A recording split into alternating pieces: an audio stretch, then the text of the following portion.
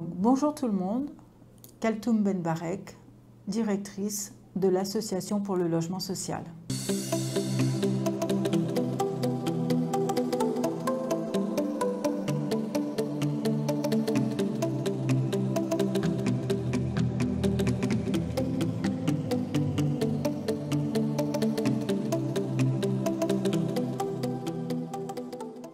L'Association pour le logement social, elle a été créée en 1991 dans le cadre de la loi Besson qui vise à favoriser tant l'accès mais aussi le maintien dans les lieux des personnes défavorisées.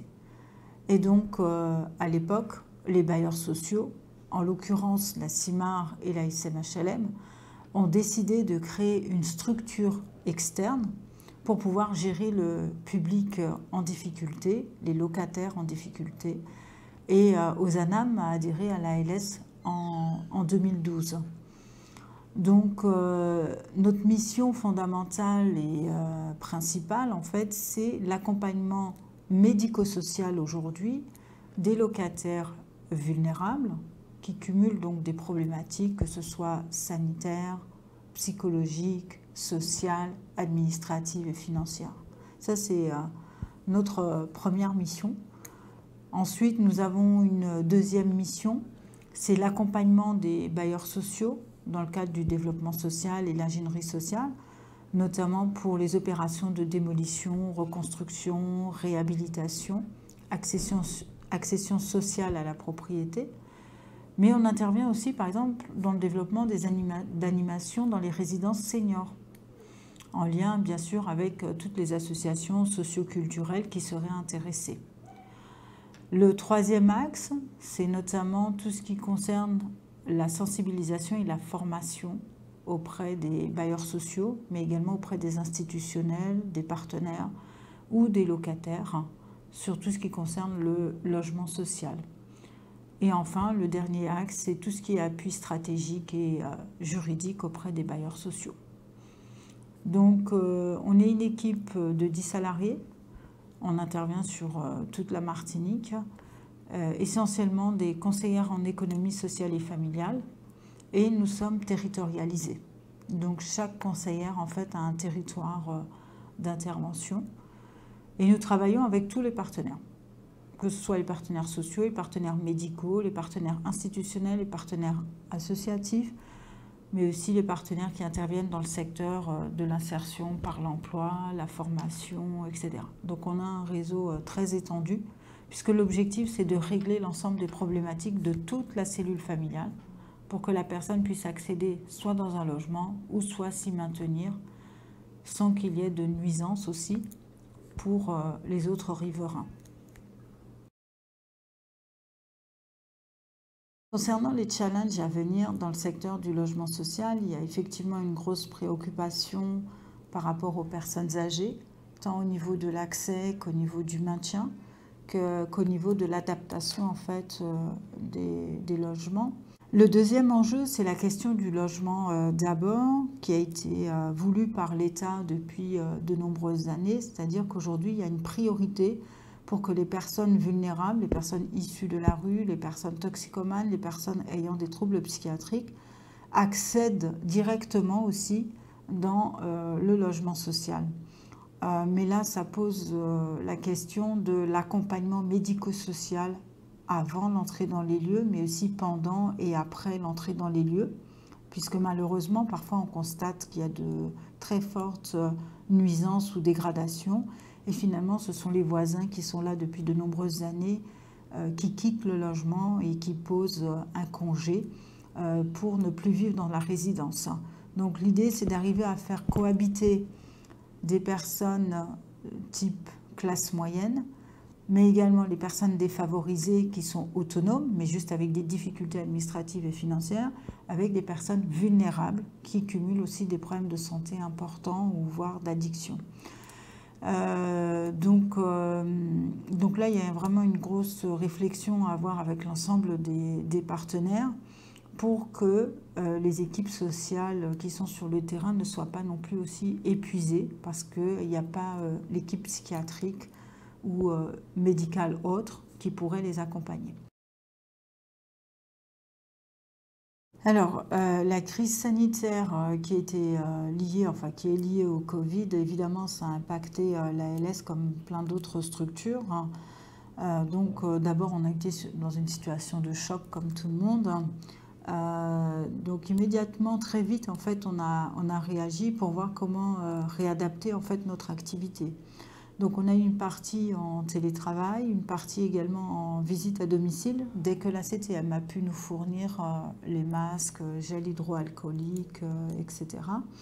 On a également mis en place une veille sociale où on a contacté en fait toute notre, toute notre file active.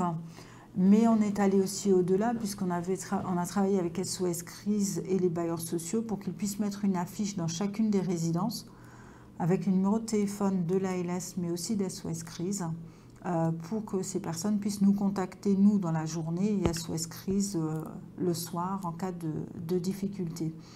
Mais pour ce faire, j'ai demandé effectivement la téléphonie illimitée pour l'ensemble de mes collègues. Il fallait aussi investir. J'ai demandé aussi la mise en place ensuite des ordinateurs portables et d'une salle de visioconférence. Donc, c'était au mois de mai. On a validé tous ces équipements et en avril, dès le 10 avril, que j'ai compris en fait que malheureusement le Covid allait rester encore très longtemps. Donc j'ai rédigé avec la médecine du travail, avec ma gouvernance, j'ai consulté également les salariés et j'ai rédigé le guide de continuité donc de l'activité en fonction des situations de crise. Donc on a pu déterminer 3 phases. La phase 1, c'est du télétravail et exceptionnellement des visites à domicile. La phase 2, c'est une partie en télétravail, une partie au bureau et visite à domicile. Et la phase 3, c'est du bureau et des visites à domicile, mais avec un roulement. Donc tous les jours, on n'a pas l'ensemble des salariés. On a toujours la moitié d'une équipe au sein de l'ALS pour respecter les gestes barrières. Donc jusqu'à retrouver un fonctionnement normal à la fin de l'épidémie. Donc ça a permis d'éviter des situations de stress, d'angoisse. On a pu donner des conseils à des familles, notamment quand elles étaient dans les appartements avec les enfants parce qu'elles ne savaient pas quoi faire en termes d'activité, par exemple, ou de loisirs.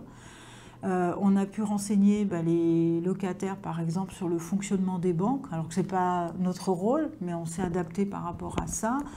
On a fait des ouvertures de droits par téléphone, ça c'était inédit. On était en contact direct avec les élus et on a pu débloquer un certain nombre d'aides exceptionnelles. On a confectionné aussi des paniers alimentaires de nos propres deniers. Et j'ai eu beaucoup de visioconférences, tant au niveau local qu'au niveau national avec ma fédération, parce que je suis aussi déléguée au niveau de la Fédération nationale des acteurs de la solidarité, la FNARS, mais aussi avec la DIAL, la délégation interministérielle à l'hébergement, au logement, donc, où on a eu tous les 15 jours une réunion avec eux pour faire remonter les difficultés, les besoins des terrains. Et par exemple, une des difficultés qu'on avait fait remonter, enfin que j'ai fait remonter, c'était la question des associations hybrides, c'est-à-dire qui ne relèvent ni de l'ARS ni de la DGSCS, mais de plusieurs partenaires et dont les financements dépendent des subventions. Il y avait un risque en fait de suspension, voire de suppression en fait de ces subventions. Donc j'avais alerté la DIAL, qui a alerté à l'époque Julien de Normandie, et grâce à ça, on a quand même pu obtenir une circulaire invitant les collectivités territoriales à maintenir les subventions pour les associations hybrides. Donc voilà, ça a été un travail phénoménal. Alors en fait, c'est moi qui ai voulu qu'on adhère à l'URAS. Donc j'ai demandé effectivement aux bailleurs sociaux pendant plusieurs années, qui font partie d'ailleurs de ma gouvernance. Hein. Donc j'ai obtenu effectivement l'accord. Donc ça a été une grande satisfaction parce que moi je me suis toujours dit que c'est important qu'on puisse regrouper les associations du secteur social, médico-social et qu'on travaille en fait main dans la main. Comme il y a un syndicat des entreprises, il doit y avoir un syndicat aussi pour les associations et qui puisse être aussi le porte-voix des associations. Déjà, ça c'était mon idée initiale de base parce que je viens aussi de la métropole Et on a réussi à faire bouger des lignes politiques parce que les associations étaient fédérées ensemble, quoi. On n'est pas encore à ce niveau, je crois, en tout cas en Martinique. Mais déjà, ce qui est intéressant, c'est de pouvoir se transmettre les informations de ce qui se passe dans le secteur médico-social, des évolutions législatives, réglementaires, que ce soit le secteur social, le secteur médico-social, d'être au courant, d'être informé sur l'actualité, sur les avancements, de pouvoir être informé aussi sur les appels à projets, qu'ils soient locaux, nationaux, de pouvoir mutualiser également les achats, c'est important pour pouvoir réduire aussi nos coûts. Tout ça, pour moi, c'est fondamental. Ensuite, effectivement, avec le Covid, il y a eu les ateliers qui ont été mis en place d'échanges, de pratiques, d'ingénierie, etc. Donc ça, je trouve que c'est intéressant et ça mérite effectivement d'être renforcé et de se poursuivre.